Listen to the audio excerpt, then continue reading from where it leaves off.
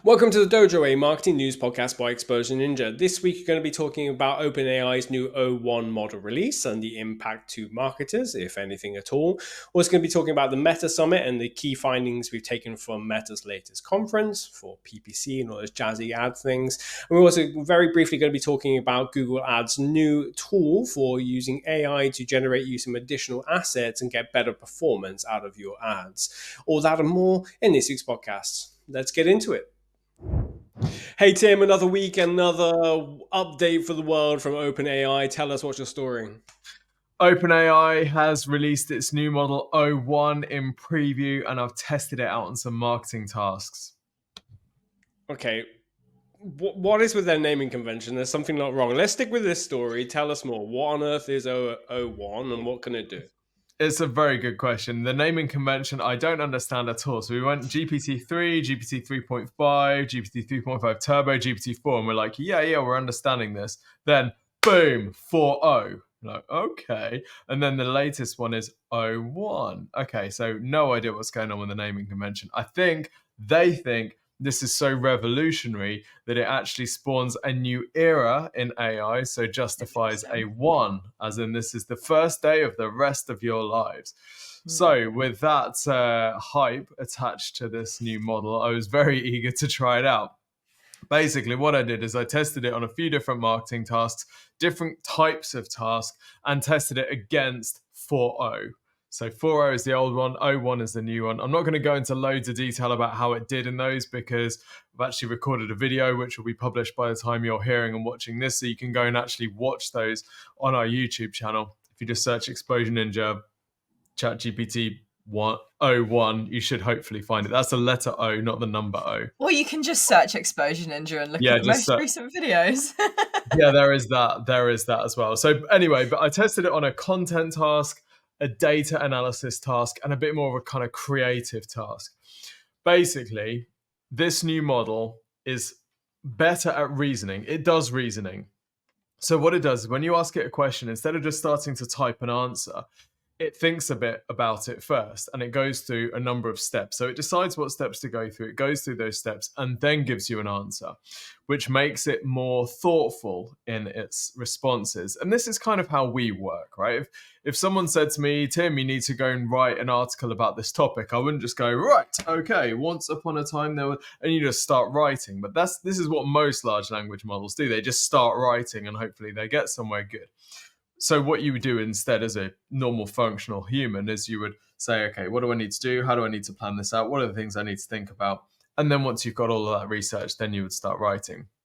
So that's what this does.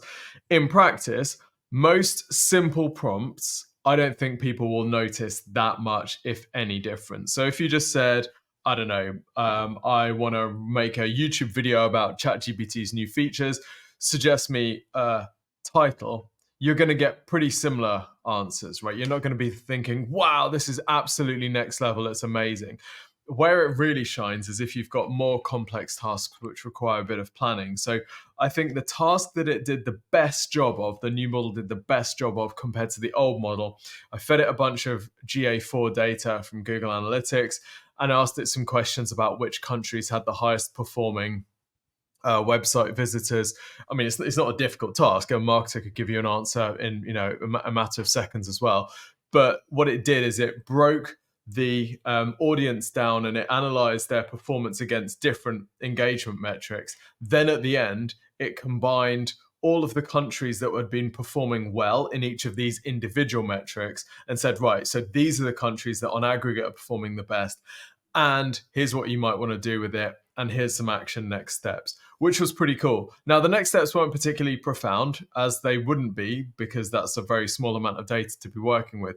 But it was definitely better than what the old model did, which was basically just the first part without any actions, without any aggregations of here are the things that are performing best.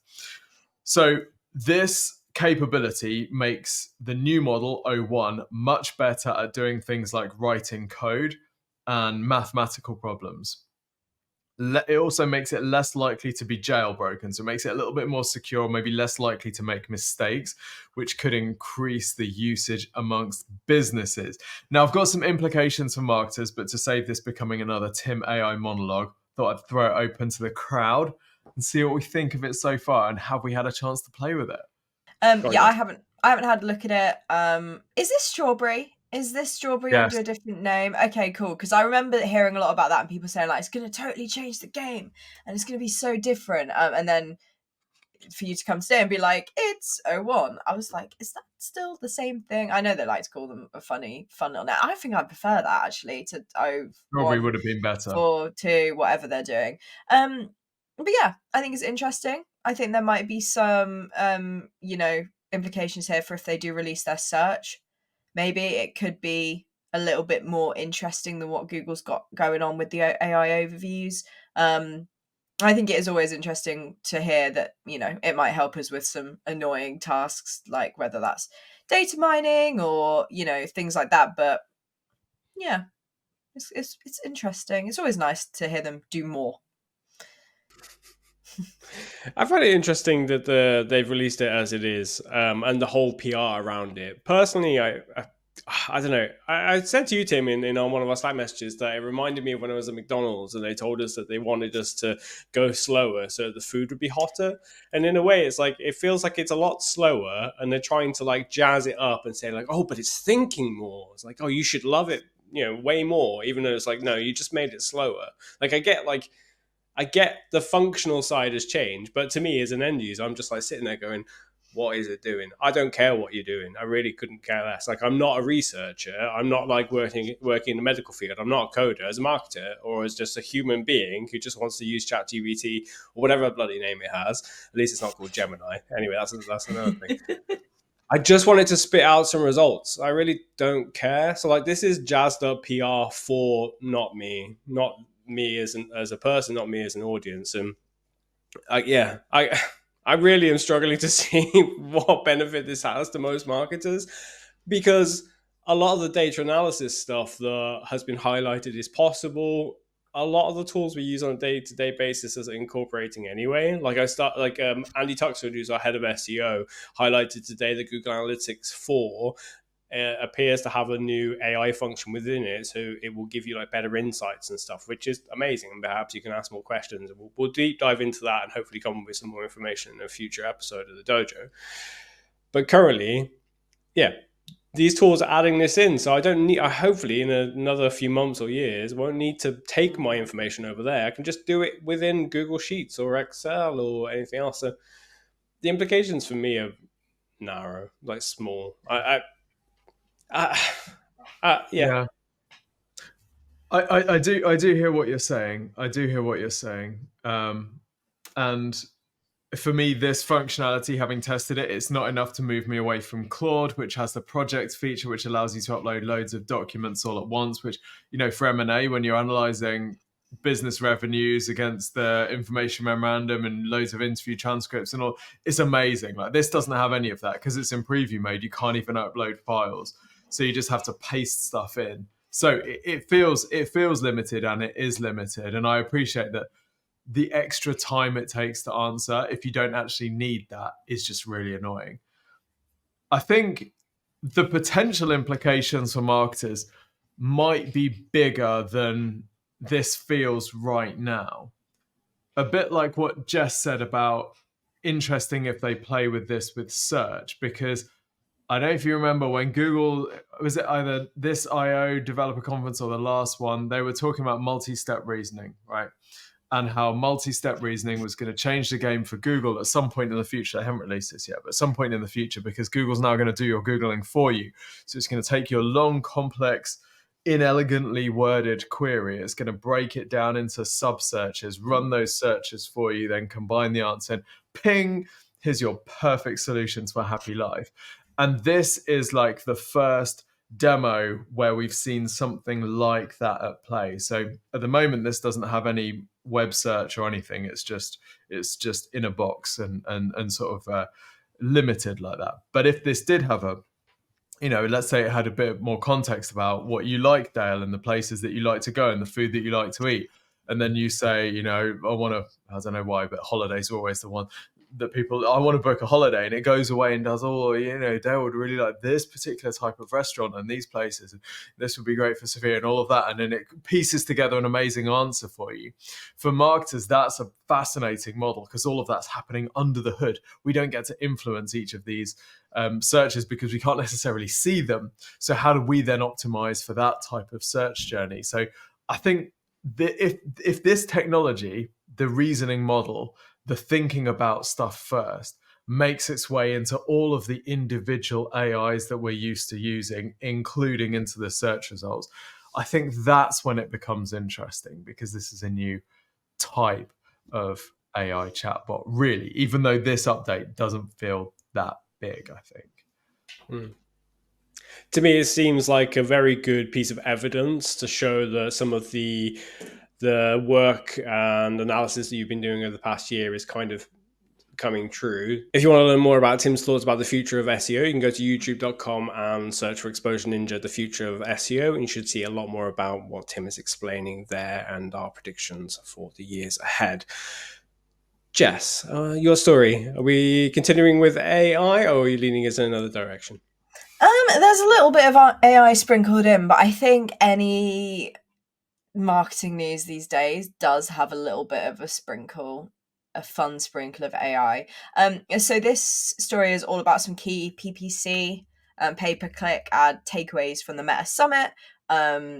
Very, very grateful for our PPC strategy manager, Sinead, sharing a bunch of notes that helped me kind of condense this down into what is actually important and what should we care about, because anything that's called the Meta Summit is going to really flash things up and make things really seem amazing, and then you come away from it and you're like, oh my god, they're doing all this, and then somebody who's actually in PPC all day will be like, well, it's not actually that much of a change or that groundbreaking.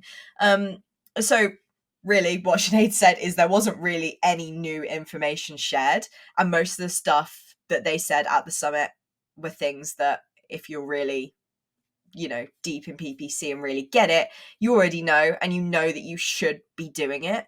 But a few important things is that agencies in particular are urged to adapt and innovate by diversifying creative content to basically keep up with AI and the ad formats and consumer preferences. And I always find this tough because I'm like, if they're telling us to do this, it's because it will make them money.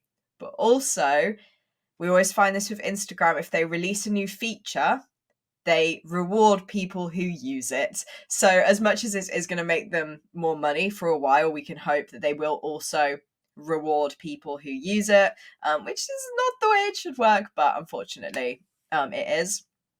But there's also not just AI that's important, it's also consumer preferences, right? So for years and years, user-generated content has really been one of the big things in the PPC space, especially on Meta, where people are just scrolling through reels and interrupting them using some flashy ad will maybe make them go no and scroll. That's one thing about these ads on TikTok, Insta, and obviously in this case Insta, is that you can easily scroll past it. Whereas if it looks like everything else that you're consuming, then you're less likely to go, oh, I don't like that. I mean, I'm a bit cynical, and as soon as I see that learn more, I'm like, bye.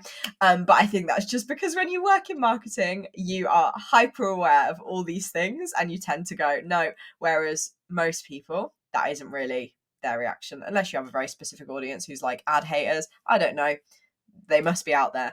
But yeah, the Meta are predicting that AI will play a massive role in holiday marketing around the festive season towards the end of the year, with things like predictive recommendations, personalized ads, and large scale iteration of improving campaign outcomes across all areas basically. And this is not only a big money maker for businesses, but also a huge money maker for Meta. So they are going to want to be doing what they can to make your experience good and to make people click on your ads. But obviously they can only do half of it, and you do need to be doing good ad creative. Don't rely fully on all the recommendations from Meta, and because it might not it might not be applicable to your audience. So just make sure you're really tuned in with your audience. If you know that your audience freaking loves silly adverts that are obviously adverts, like those ones that are like, oh, we fired our designer and it's all designed in like MS Paint, if MS Paint is even still going,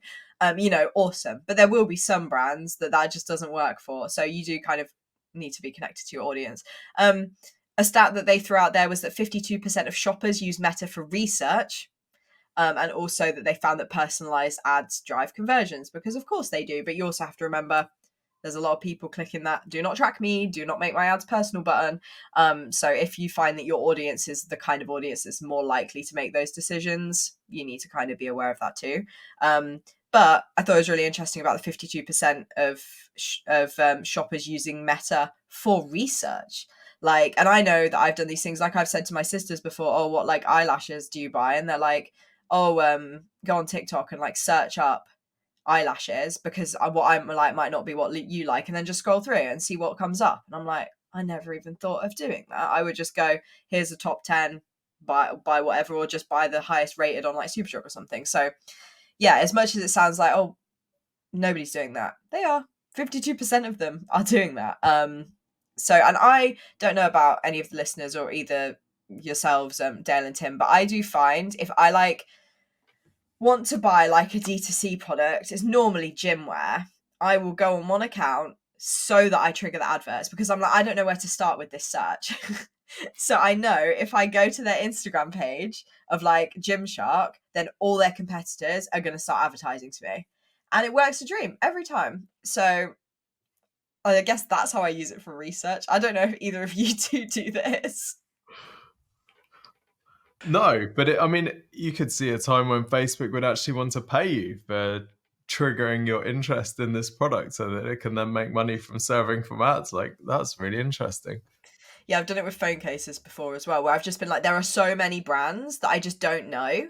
So if I just go on like, some like Skinny Dip or whatever who sell phone cases, then I know I'll get a bunch of ads. And then like 6 months later, I see all these accounts I've been following. And I'm like, who are these people? And I'm like over it and already made a purchase. Some other stuff that came out of it, and I think we already know this, Reels and video on Instagram and on Facebook are really, really important.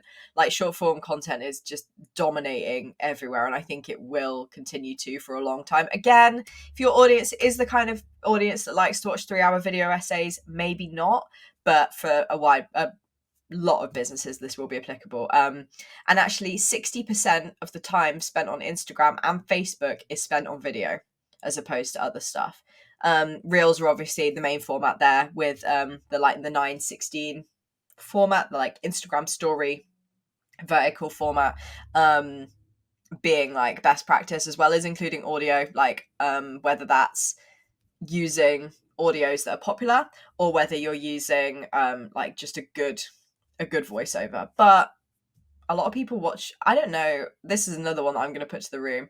My partner watches most Instagram reels with the sound off. And I'm like, I need to be like blasting them. I'm not listening to them on trains or anything like that. I'm not being annoying. I'm not being a pest. But apparently there is a set of people who watch reels with no sound on, which makes me think, well, subtitles are hugely important if you are going to be doing an audio heavy ad. I don't know whether either of you watch them with no sound. Not personally, but I noticed when you upload videos to LinkedIn, it defaults to putting the captions on, which makes me think that a similar sort of thing with LinkedIn. I guess if you're in a work environment, just you don't want everyone in your office or home office to know that you're just watching LinkedIn browetry instead of actually doing your work. But yeah, that definitely seems to be a thing. Yeah, that resonated with me as well. I'll be sitting here on my computer doing some work and I'll hear my partner on the sofa and it'll be like the tiniest little tinny sound. I'm like, what is that? And I'll go through and it's my partner watching reels, like on the lowest possible volume, like for like a full hour, just watching reels with no volume on. I'm like, how could that, like, okay. I'm actually like thankful that I'm not getting blasted by that annoying noise of whatever it is. But yeah, apparently it's not just your partner. Yeah. But it is interesting. Like I quite like the format of LinkedIn short videos. Like I think they're actually really useful. Like it's the kind of stuff I want YouTube to serve me, but just refuses to. Like I want to see the marketing stuff, the B2B stuff, the sales stuff, because that's the kind of person I am. And YouTube will never do it. It'd much rather show me shorts of games I will never play and absolute junk like that. The problem is, I don't want everyone else to hear me listening to this, so I do not click them because I don't want. I know, like, often I'm in this house on my own, and that's okay. But like, if my partner and my daughter are around, I don't want to hear it. So yeah, I rarely click on the videos, even though I really, really, really like them, purely around that audio thing you've mentioned there. Yeah. So making sure that if you are doing these videos that you've got subtitles, and please put them in a sensible place. Pay attention to, what appears on the screen and how big your description is. There's this real trend of putting the freaking subtitles below the description, so you've got the description on the screen and I'm trying to read the subtitles, and obviously it's an accessibility thing as well, so consider, can everybody actually engage with your video, because maybe they can't hear it but they would sure buy from you, but they just have no idea what the benefits are. But yeah, very, very interesting. Another thing that Sinead picked out was automated shopping campaigns as part of Meta. So these are Advantage Plus campaigns, which have had like massive improvements in performance. And they also, automation is a huge part of that as well. And we always tout automation, whether that's doing it in emails or other places. But yeah, automation is really important here. And they've actually suggested that you should be allocating 30 to 70% of your ad spend to these campaigns. So they must be quite confident in them. But it's always about whether you're using them right. We had the same thing with Performance Max with Google, where people were like, these suck, we don't like them, they're not getting us the results that we want, so we're just not going to bother. Whereas we, like our amazing PPC team, spent a lot of time testing these Performance Max ads and figuring out how we can make them work and getting amazing results from them. So I feel like this is a lot of the same. As it feels scary because a lot of these more AI driven campaigns take a lot of your visibility away. But it could be worth it. Just test it, just try it. And then of course they've been talking about AI. They've got an AI model called SAM, which is Segment Anything Model, and Llama 3, which Llama's been going on for, I don't know if it's Llama or Llama. But yeah, it's been going on for quite a while, and obviously they do things with that, like image generation, creative optimizations. Like obviously there's a brand safety thing here, and you want to be careful if you are generating images or creative, and making sure that you know what makes a good advert, so that you know if what's being generated will actually appeal to your audience. Like if your product is for homebodies and it's generating an image of somebody using your product on a mountain, that's just going to put people off, because they're like, well, that's not for me, because I cannot think of anything worse than hiking. So you just do need to be careful of that. Even if it might be aspirational, it's still not necessarily appealing. Again, obviously AI does result in that less transparency that we've seen with like Performance Max, but if you have a little bit of faith and kind of have faith in the stuff that you're putting into the ad model, then you're going to be a little bit more reassured than if you're just like, well, I'll just let the ad platform do everything and generate everything for me and hope that it's good. If you know that you're putting good creative in there, then that's gonna boost your confidence. So a nice little summary that Sinead wrote here, which is: the summit stressed the importance of AI-driven strategies, creative diversification, and automation for future marketing success across Meta's platforms. So, of course, with anything like this, it's run by them. It's run by the people who are running the ads.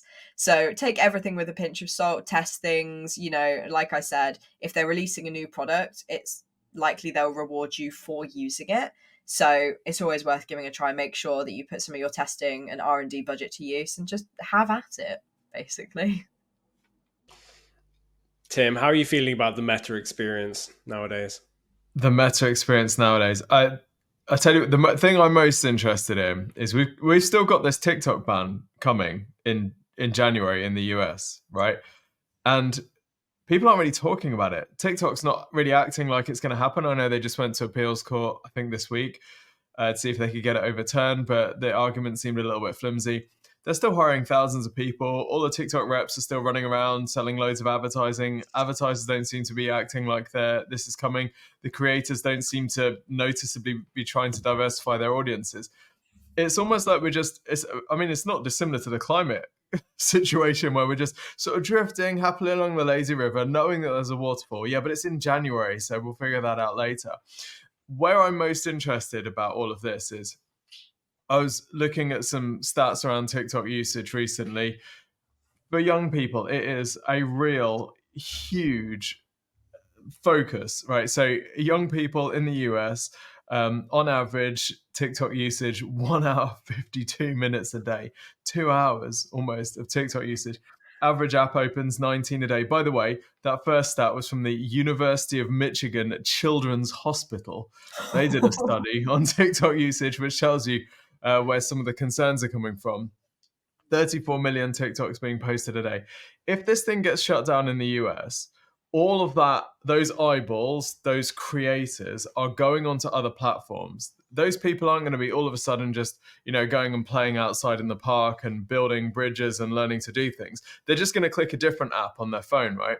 So if I'm an advertiser on Meta, I want to make sure my campaigns are really mature. I've got my audience targeting dialed in, because if the TikTok advertisers all of a sudden in January are forced to find somewhere else to go, they're going to be heading over to YouTube Shorts and to Meta, right, to run ads on Reels. They're probably going to bring over the same ad creative, and they're probably going to try and run the same campaigns, but they're going to have less mature campaigns. They're going to have less data. So they're going to be sort of starting again. So you want to make sure that you've got really mature campaigns. You've got your targeting absolutely dialed in so that your costs aren't massively inflated when there's a lot more competition in the platform. At the same time, you'll also potentially be benefiting from many, many more eyeballs. These 1 hour 52 TikTok sessions are going to be spread across YouTube Shorts and Instagram. So there's the potential there for a lot more attention on your ads. So I think it's a really interesting few months for YouTube, but particularly Meta, given how short form Mark and the team have been, how focused on short form they have been. So yeah, it's a wild time. Could be a big year for Meta, I think, next year. Yeah, and I think if you want to get some insights into it, obviously it's not exactly the same situation, but recently X, formerly known as Twitter, was banned in Brazil, and that's like a massive audience. Well, I don't know if Brazil banned it or if Twitter pulled themselves out. Basically, people who live in Brazil can no longer use X, and I think we're going to maybe see some of how this can impact, because there will have been advertisers on there who are now advertising somewhere else. There will have been creators on there who are now having to move elsewhere. So I think it might be worth, if you see that pop up in the news and think, oh, that's about Brazil, that doesn't impact me, have a look, because I think there could be some lessons in there that are going to also apply to this TikTok ban. And there will be some businesses who are probably going to share, oh my God, my business was nearly destroyed, but now I've done this. But it's also perfect lesson, and don't put all your eggs in one basket. And if you're relying on one platform super heavily, really consider whether you should be doing that, because else you're just trapped and you're renting your space there basically, and at any time they can take that away from you, whether that's because the platform's down, whether it's because it gets banned in your country, or just because your account gets taken down for no reason, or maybe reason if you're doing little criminal activities on there. But it can just happen. And it's important to be aware of that.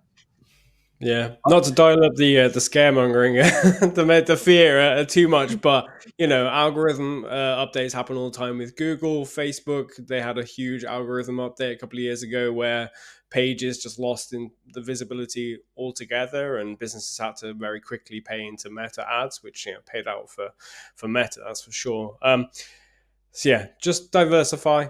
Multi-channel approach, that's the way to go for a bit of safety. But to stick with PPC a little bit, I do have one story to add in before we get to the end of the podcast, and we pick a story to turn into tasks. So a couple of weeks ago, I mentioned that I had a story from our PPC team, and I know it's been a bit of a PPC-heavy episode this week, but bear with me because this is actually really interesting. So Rebecca Pilkington, who's a PPC team manager here at Exposure Ninja, a brilliant PPC specialist. I really love speaking with Rebecca, and the results that she's driven for some of our clients are phenomenal. And one recent case is a 363% increase in leads for one of our key clients. And the way that they've gone about it is to utilize some of the new tools within Google Ads that are a little bit hidden away, a little bit experimental, but if you put a bit of trust and you're willing to try them out, they can work out really well. But it comes with a catch. You have to go about them in the right way. So there's a new part called automatically created assets. And this is effectively AI within the Google Ads platform. And what it does is it looks at your landing page, looks at the copy that you've added in, so the headlines and descriptions, scans it all and decides, hey, maybe you could try this headline or this description, and you haven't thought of these keywords within your campaign. Maybe you want to bring them in as well. And that's really useful for two sets of people. One, people who are running their own PPC for themselves, who don't know the platform ever so well. They maybe have a loose understanding of keyword research, or they're just running out of ideas. They can use that to bring more ideas into it and get some maybe alternative ad copy to run against each other. And also for the specialists, people who do this all the time, there's gonna be kind of keywords and phrases that you're not thinking of because you're just not thinking of them. It's perfectly human to, know the keywords so well that there's going to be like a rising keyword that's being used by people that isn't in your vocab or in your database just yet, or there's plenty of reasons why. But it's just great to have like a bit of an extra set of eyes to just look through everything rapidly, rather than you having to ping it over Slack to somebody to get some feedback. Like, you can just get it there and then. So really interesting. What they've done is they're fed in the headlines, fed in the descriptions and so on. It spat out a bunch of suggestions. You can choose which ones to include or not, and then it goes to work. It starts to advertise and promote your page, promote your ads. And what was really interesting is that it actually pulls, and this is the catch, it pulls all this stuff from your landing page.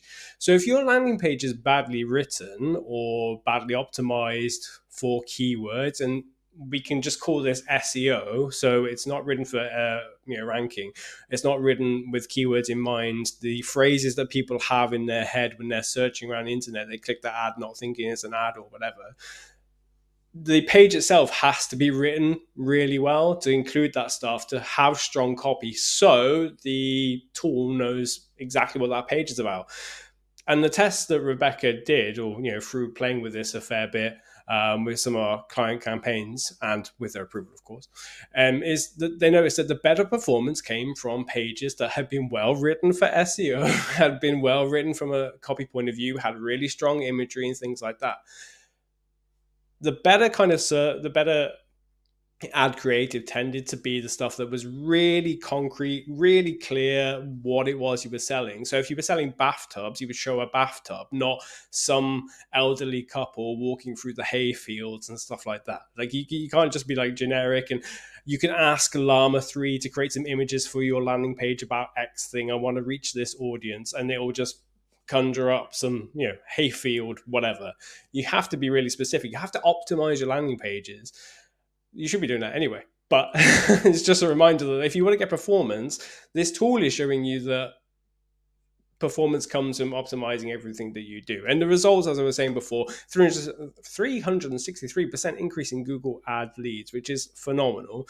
They've also had 127% increase in PMAX returns as well. There was like 200 plus leads that were generated off the back of including this within the PPC campaign. So on top of the brilliant work that Rebecca's already doing, just having that little, it's like a plugin in Photoshop, just having that little things that just like give you a little, hey, you should try this, you should have to give this a go as well, is phenomenally useful. And I highly recommend that if you are running Google Ads already, that you just hop over, and if you can afford to have a separate campaign, just to isolate things and see how it works out, I would highly recommend doing it. But if you're really not sure, but you are keen to give it a go, head over to exposureninja.com/review, and you can request a free website and marketing review. If you're eligible, we'll have a look through your website, and we can have a look through your Google Ads as well, and just see if there is any performance improvements we can deliver. I guarantee there almost always is. So head over to exposureninja.com/review. And if you aren't even running Google Ads at this point, and you feel like a lot of the high percentage returns on leads with great return on ad spend and stuff sounds pretty nice to have, if you come over at the moment, we might even be able to help you out and get some additional ad credit from Google. So you can, if you invest into the platform, they'll add on some additional credit for you to kind of get the most out of this. So there's like up to £2,400 if you spend £2,400. So if you want a bit of free cash, just to test this out and see if it works for you, you might as well come over and we'll see if we can get that set up for you. So yeah, optimize your website, no matter if it's going to be an SEO campaign or PPC campaign. Keep those keywords in mind and use these tools since they're already there. I'd be really interested, because obviously it's using the landing page to work out what the headlines and ad copy should be. I'd love to just see Google deploy that tool almost like as a separate landing page tester. Like, go on, what do you think my landing page is about? Because if I think about a lot of the landing pages that we're sent to review, there's no way I'd want any AI to try and create some ads based on them. It's landing pages are so difficult, and it's so difficult to build a high converting landing page. I think you've got to be really confident in your landing page's performance before you end up trying to create something. On the flip side, though, I mean, what an amazing way of building a smooth process between the ad and landing page, to have the ads actually built from the landing page. It's almost like a, Dolly the sheep. We've just taken the DNA of this landing page and turned it into an ad. And you should get a decent conversion rate from that traffic. I don't know what the click-through rate would be like, but you should have a decent conversion rate at least. If you don't, then I guess it's the AI's fault. Yeah, curious. What a time to be alive, eh? What a time to be alive. See, AI can be incredibly useful if you know the right places to go and use it. Right, that takes us on to picking a story for this week to turn into marketing tasks to help you hit your marketing goals for the rest of this year, which isn't a lot of time. It's 3 months left, so crack on. Which story should we pick? I feel like we covered the AI stuff quite a lot. I really want to pick up something from PPC because I see so much potential there, especially for some of the recommendations that Jess has highlighted from Sinead O'Brien from our PPC team. So we'll pick that one. Jess, I'll come to you first, if that's okay. Yeah. Which marketing tasks would you recommend to marketing managers to do more marketing from this marketing story? Yeah, I mean, the first thing that you can do literally after listening to this podcast, or if you listen to it in the evening, first thing you do tomorrow is just look if you are making use of the tools that are given to you. If you're kind of in the habit of using the same ad formats because you like, well, they're safe and they've always worked, they might not work forever. We have seen times when, Google or Meta or whoever is like, we're scrapping this. We're not doing this ad format at all anymore. So if you're using this, you're going to be forced into the new one. So rather than having that and then feeling like you're starting from scratch, it's better to just try some stuff out, see if it could work a bit better for you. Like I said, if you have a testing budget, which is always amazing to have because it's for exactly these situations, try a new ad format, let the AI loose a little bit. And if you get word of warning or just a little note, often with these ad types, they do take a little bit longer to get going because they need to give it to a bunch of people to then go, oh, okay, this person hates it, this person hates it, this person loves it, this person made a purchase, this, they kind of have to figure that out. But once that's figured out, you generally get a higher ROI, we've found with our clients. So yeah, see if there's anything that you're not utilizing and try something new. Love it. And Tim, the marketing task you'd recommend to business owners to follow from this story? We're seeing so many amazing results from our PPC team at the minute. And I know a lot of businesses, particularly business owners, can be very reluctant to go hard with PPC because it feels like you're just hooking your credit card into Google or Meta. And as soon as the credit card stops, the returns stop. And that can be very painful compared to something like organic search, where you invest in something that pays back over years. I would try and sort of detach yourself from that way of thinking if possible. I think PPC could be a way to smooth out some of the potential bumps over the next year, and particularly looking at vertical video formats like we're seeing Meta go really, really big on. And if we get some movement from TikTok over to these other platforms, then I think it really could blow up for a lot of advertisers. So don't be afraid to invest in PPC, particularly vertical video. And make sure you've got your stuff in place ready for the January deadline should TikTok be forced to close, because it could be interesting for us. Rough seas lie ahead. We shall see how things go. Well, thank you very much for joining us for another episode of the Dojo. If you love what you hear, you can head over to your favorite podcast platform and leave us a review and tell everyone else what you love about the Dojo and Exposure Ninja's podcasts in general. And if you have a question or something you'd like us to talk about in a future podcast, you can email us at podcast@exposureninja.com and catch I think close to 400 episodes now of the Dojo and the main Tim podcast, exposureninja.com/podcast.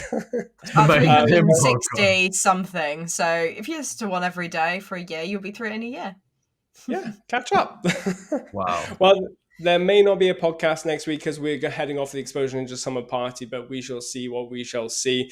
And if that's the case, we'll see you the week after next week. It's been a pleasure, and see you all later. Bye. Bye.